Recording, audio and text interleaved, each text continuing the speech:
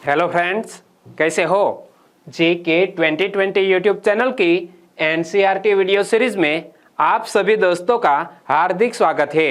आज के इस वीडियो में हम कक्षा 7 की एनसीईआरटी की टेक्स्ट बुक सामाजिक एवं राजनीतिक जीवन 2 और यह टेक्स्ट बुक में 7वां अध्याय है हमारे आसपास का बाजार। और यह अध्याय में पेज नंबर 88 से 91 पर जो इंफॉर्मेशन दी है उनको बेस बनाते हुए हमने यह वीडियो तैयार किया है। और यह अध्याय में बीच में जो क्वेश्चन दिए गए हैं उनके आंसर भी हमने इस वीडियो में बताए हैं।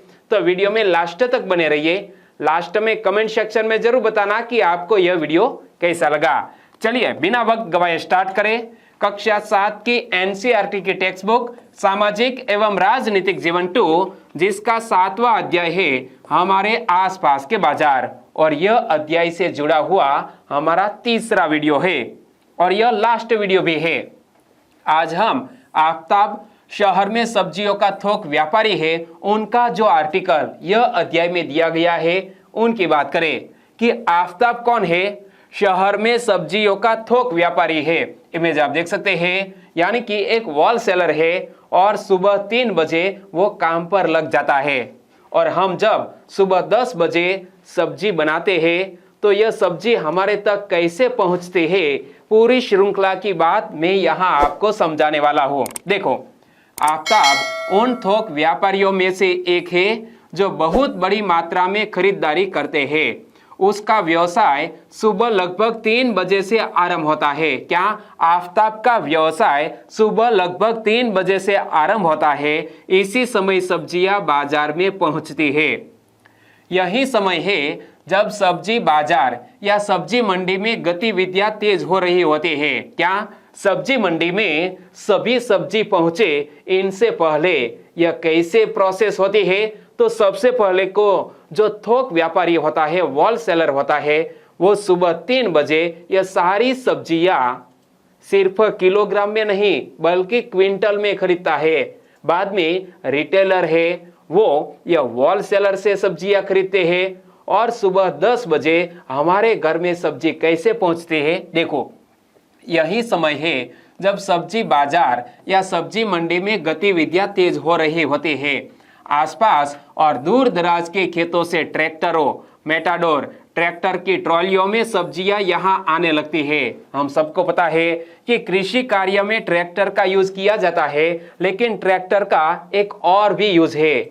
जो हमारे खेत में सब्जियां पकी है वो बाजार तक ट्रैक्टर और ट्रॉलियों के जरिए पहुंचती है। देखो, आसपास और दूर दराज के खेतों से ट्रकों, मेटाडोर, ट्रैक्टर की ट्रॉलियों में सब्जियां यहां आने लगती है। जल्दी ही नीलामी की प्रक्रिया आरंभ हो जाती है। नीलामी कब प्रारंभ होती है? तकरीबन 4 साढ़े 4 बजे यह नीलामी प्रारंभ हो जाती है। आफ्ताब भी इस नीलामी में शामिल होता है। सब्जियां देखकर वह तय करता है कि आज वह क्या खरीदेगा। उदाहरण के लिए वह आज 5 क्विंटल फूलगोभी और 10 क्विंटल प्याज खरीदता है। क्या? यह थोक व्यापारी है, इसीलिए वो 5 किलोग्राम नहीं बल्कि 5 क्विंटल फूलगोभी और 10 क्विंटल प्याज खरीदता है। तो मैं आपसे पूछना चाहूंगा कि 1 क्विंटल बराबर कितने किलोग्राम हुए? नीचे कमेंट सेक्शन में जरूर बताना। शहर में उसकी एक दुकान और गोदाम है। क्या? आफ्ताब की शहर में एक दुकान भी है और एक गोदाम भी है जहां वह सब्जियों को रखता और बेचता है। यहाँ वह फुटकर व्यापारियों को, यानी कि रिटेलर जो व्यापारी है उनको सब्जियां बेचता है, जो सुबह 6 बजे के आसपास वहां आने लगते हैं। क्या? जो छोटे व्यापारी है वो आफ्ताब के पास सुबह 6 बजे आने लगते हैं। यहाँ से दिन भर के लिए खरीदारी करने के बाद ये छोटे व्यापारी लगभग 10 बजे के आसपास अपने क्षेत्र में अपनी दुकानें खोल लेते हैं। यानी कि हमारे तक यह सब्जी सुबह 10 बजे पहुंचती है, लेकिन नीलामी कब स्टार्ट होती है? सुबह 3-4 बजे। आगे हर जगह बाजार की बात करें, वर्तमान समय भी ऐसा आ गया है कि हर कोई जगह पर व्यापार हो रहा है। और ऐसा मान लीजिए कि अपने घर पर भी यह व्यापार हो रहा है। कैसे? तो ऑनलाइन शॉपिंग आपने भी मोबाइल पर की होगी, ऑनलाइन मोबाइल रिचार्ज भी करते होंगे, यह व्यापार ही तो है। यानी कि वर्तमान समय में क्रेडिट कार्ड और बहुत सी एप्लीकेशन ऐसी है आपके फोन में, गूगल पे हो, फोन पे हो, ऐसे बहुत से दोस्तों कंपनियां हैं जो ऑनलाइन ट्रांजैक्शन में मदद करती है। हमने देखा कि अलग अलग जगहों पर तरह तरह के बाजार है जहां तरह तरह की वस्तुएं खरीदी बेची जाती है। ये बाजार अपनी अपनी जगह हो और समय पर अपनी तरह से काम करते हैं। कई बार तो यह भी आवश्यक नहीं होता है कि आप सामान खरीदने के लिए बाजार जाएं। अब तो तरह तरह के सामान के लिए फोन या इंटरनेट पर भी ऑर्डर दे दिए जाते हैं और सामान आपके घर तक पहुंचा दिया जाता है। आपके पास यदि एंड्रॉयड मोबाइल है तो आपने भी ई शॉपिंग की होगी, यानी कि अमेजॉन, फ्लिपकार्ट, ईबे, ऐसी बहुत सी ई कॉमर्स कंपनियां हैं। ई कॉमर्स कंपनियों के जरिए आप ऑनलाइन शॉपिंग करते हैं और यह सभी मंगवाई हुई चीजें आपके घर तक पहुंच जाती है और आप ट्रैक भी कर सकते हैं कि आपने जो चीज मंगवाई है वो अब कहां पहुंची है। ओके, शहरी क्षेत्रों के लोग इंटरनेट के जरिए घर से बाहर कदम रखे बिना ही बाजार में प्रवेश कर लेते हैं। अब शहर के लोग ही नहीं बल्कि ग्रामीण क्षेत्र के लोग भी इंटरनेट के जरिए घर से बाहर कदम रखे बिना ही बाजार में प्रवेश कर लेते हैं। कैसे? तो मैंने आपको बताया, ऑनलाइन शॉपिंग के जरिए वे अपने क्रेडिट कार्ड से ऑनलाइन खरीदारी कर लेते हैं। क्रेडिट कार्ड भी आवश्यक नहीं है यदि आपके पास इंटरनेट यानी कि नेट बैंकिंग की सुविधा अवेलेबल है, फोन पे है, गूगल पे है। ऐसे बहुत से दोस्तों ऐसे प्लेटफॉर्म है जिनके जरिए हम ऑनलाइन खरीदारी कर सकते हैं, ऑनलाइन पेमेंट कर सकते हैं। आपने देखा होगा कि नर्सिंग होम और डॉक्टर के क्लिनिक में भी कुछ कंपनियों के प्रतिनिधि अपना सामान बेचने का कार्य कर रहे होते हैं। आपने भी ऐसे एजेंट देखे होंगे जो कंपनियों के एजेंट चाहे क्लिनिक या ऐसी मेडिकल स्टोर है वहां पर दवाइयां बेचने आते हैं। इस तरह हम देखते हैं कि बेचना खरीदना कई तरीकों से चलता रहता है। यह जरूरी नहीं है कि वह केवल बाजार की दुकानों से ही होता हो, यानी कि खरीदने और बेचने के कई तरीके हैं। एग्जाम्पल के तौर पर मैंने आपको बताया, एक तो सीधा तरीका है कि दुकान पर जाकर सामान खरीदना, लेकिन दो और तरीके हैं कंपनी के एजेंट के जरिए कोई भी चीज खरीदना, और तीसरा तरीका ऑनलाइन शॉपिंग भी हो सकता है। ये तो बाजार के वे रूप हैं जो हमें सीधे तौर पर दिखाई देते हैं। ऐसे भी कुछ बाजार होते हैं जिनके बारे में हमारी जानकारी कम ही होती है, क्योंकि यहाँ बिकने और खरीदी जाने वाली चीजें हम सीधे प्रयोग नहीं करते हैं। जैसे एक किसान अपनी फसल की पैदावार बढ़ाने के लिए कुछ खाद और उर्वरकों का इस्तेमाल करता है।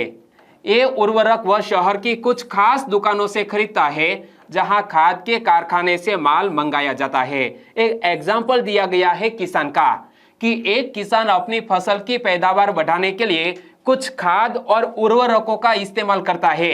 ये उर्वरक वह शहर की कुछ खास दुकानों से खरीदता है जहां खाद के कारखानों से माल मंगाया जाता है।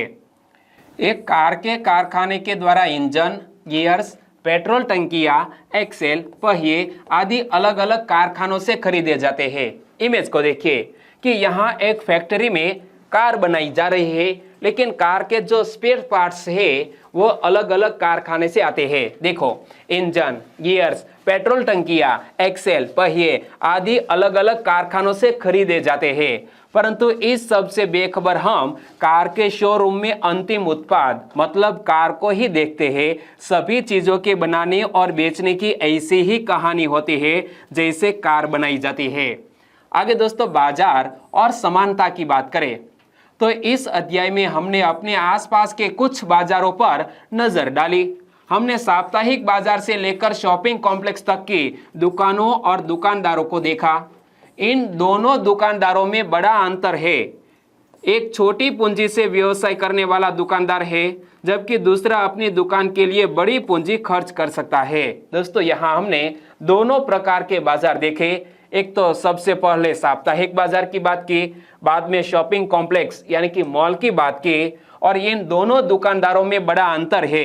एक छोटी पूंजी से व्यवसाय करने वाला दुकानदार है, जबकि दूसरा अपनी दुकान के लिए बड़ी पूंजी खर्च कर सकता है। इनकी आमदनी भी अलग अलग होती है। साप्ताहिक बाजार का छोटा दुकानदार शॉपिंग कॉम्प्लेक्स के व्यापारी की तुलना में बहुत कम लाभ कमा पाता है। इसी तरह खरीदारों की भी अलग अलग स्थितियां होती है। ऐसे बहुत से लोग हैं जो सबसे सस्ता मिलने वाला सामान भी खरीद पाने की स्थिति में नहीं है, जबकि दूसरी ओर लोग मॉल में महंगी खरीदारी करने में व्यस्त रहते हैं। इस तरह कुछ हद तक अन्य कारणों के अलावा हमारी आर्थिक स्थिति ही यह तय करती है कि हम किन बाजारों में खरीदार या दुकानदार हो सकते हैं। हमारे भारत देश में सभी लोग अमीर नहीं है, इसीलिए सभी लोग कॉम्प्लेक्स या मॉल में नहीं खरीदारी करते। हमारे भारत देश में बहुत से लोग गरीब हैं, वो साप्ताहिक बाजार में खरीदारी करते हैं। यहाँ दोनों की कंपैरिजन की गई है कि कौन से लोग साप्ताहिक बाजार में से सामान खरीदता है और कौन से लोग मॉल में सामान खरीदते हैं। देखो, ऐसे बहुत से लोग हैं जो सबसे सस्ता मिलने वाला सामान भी खरीद पाने की स्थिति में नहीं है, जबकि दूसरी ओर लोग मॉल में महंगी खरीदारी करने में व्यस्त रहते हैं। इस तरह कुछ हद तक अन्य कारणों के अलावा हमारी आर्थिक स्थिति ही तय करती है कि हम किन बाजारों में खरीदार या दुकानदार हो सकते हैं। हमने सामान के उत्पादन से लेकर हम तक पहुंचने से बनने वाली बाजारों की श्रृंखला को समझा। यह अध्याय में हमने बाजारों की श्रृंखला को समझा और यह उत्पाद हम तक कैसे पहुंचता है वो समझा, और इस श्रृंखला से ही यह संभव होता है कि एक जगह उत्पादित होने वाला सामान लोगों के लिए हर जगह उपलब्ध हो जाए। वस्तुओं के बिकने से वस्तुओं का उत्पादन सीधे जुड़ा होता है। आपने भी इकोनॉमिक्स में पढ़ा होगा कि सेलिंग यदि बढ़ती है तो प्रोडक्शन भी बढ़ता है, और सेलिंग कम होती है तो प्रोडक्शन कम होता है। आपने भी डिमांड और स्टॉक के प्रिंसिपल को पढ़ा होगा। तो वस्तुओं के बिकने से वस्तुओं का उत्पादन सीधे जुड़ा होता है। बनी हुई चीजों के बिकने से ही लोगों को रोजगार मिलता है और उत्पादन भी बढ़ाया जाता है। परंतु क्या इससे श्रृंखला के प्रत्येक स्तर पर लाभ के समान अवसर मिलते हैं? आगे एक कमीज की कहानी अध्याय में हम इस सवाल को समझने का प्रयास करेंगे। आगे शब्द संकलन में कुछ शब्द दिए गए हैं, उनके अर्थ स्पष्ट करें। तो सबसे पहले आया साप्ताहिक बाजार, वीकली मार्केट। ये बाजार नियमित बाजार नहीं होते हैं, वरन एक नियमित स्थान पर सप्ताह में 1 या 2 बार लगाए जाते हैं। क्या ये साप्ताहिक बाजार नियमित बाजार नहीं होते हैं, वरन एक नियमित स्थान पर सप्ताह में 1 या 2 बार लगाए जाते हैं। इन बाजारों में घरेलू सामान की लगभग सभी चीजें बिकती है, जैसे सब्जी से लेकर कपड़े और बर्तन आदि। दूसरा शब्द है मॉल। यह चारों ओर से घिरा हुआ दुकानदारी का एक स्थान होता है। इमेज में आप देख सकते हैं, इसकी इमारत बहुत बड़ी होती है, जिसमें कई मंजिलें, दुकानें, रेस्तरां और कभी कभी सिनेमा घर तक होते हैं। इन दुकानों में प्रायः ब्रांडों वाले उत्पाद बिकते हैं। एक बार फिर से पढ़ लो कि मॉल किसको कहते हैं? यह चारों ओर से घिरा हुआ दुकानदारी का स्थान होता है। इसकी इमारत बहुत बड़ी होती है, जिसमें कई मंजिलें, दुकानें, रेस्तरां और कभी कभी सिनेमा घर तक होते हैं।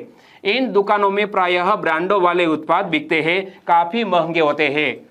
थोक यानी कि होलसेलर किसको कहते हैं? इसका आशय बहुत बड़ी मात्रा में खरीदना और बेचना होता है। अधिकांश उत्पादों, जिसमें सब्जी, फल और फूल आदि भी सम्मिलित है, उनके अपने अपने विशेष थोक बाजार होते हैं। क्या यह सभी चीजों के अपने अपने होलसेलर मार्केट होते हैं? इसे कहा जाता है थोक। एक बार फिर से पढ़ लो कि इसका आशय बहुत बड़ी मात्रा में खरीदना और बेचना होता है। अधिकांश उत्पादों, जिनमें सब्जी, फल और फूल आदि सम्मिलित है, उनके अपने अपने विशेष थोक बाजार होते हैं। यानी कि आपने भी बड़े शहर में यदि घूमना पसंद किया होगा तो हर शहर के बाजार में एक अलग से, जैसा कि ज्वेलर्स मार्केट, मोबाइल मार्केट, ऐसे सभी अलग अलग मार्केट होते हैं जहां पर थोक मात्रा में सभी चीजें बिकती है। आगे बाजारों की श्रृंखला की बात करें तो यह बाजारों की एक श्रृंखला है जो परस्पर एक दूसरे से कड़ियों की तरह जुड़ी होती है, क्योंकि उत्पाद एक बाजार से होते हुए दूसरे बाजार में पहुंचते हैं। और दोस्तों, यहाँ इस अध्याय को खत्म करते हैं। वीडियो वाकई में आपको अच्छा लगा है, हेल्पफुल लगा है, तो आपके दोस्तों को फेसबुक, व्हाट्सएप या टेलीग्राम के जरिए इस वीडियो की लिंक शेयर करना मत भूलिएगा। बस छोटी सी उम्मीद के साथ वीडियो खत्म करते हैं। कल मिलेंगे एक नए अध्याय में। आपका दिन शुभ रहे। टेक केयर एंड जय हिंद।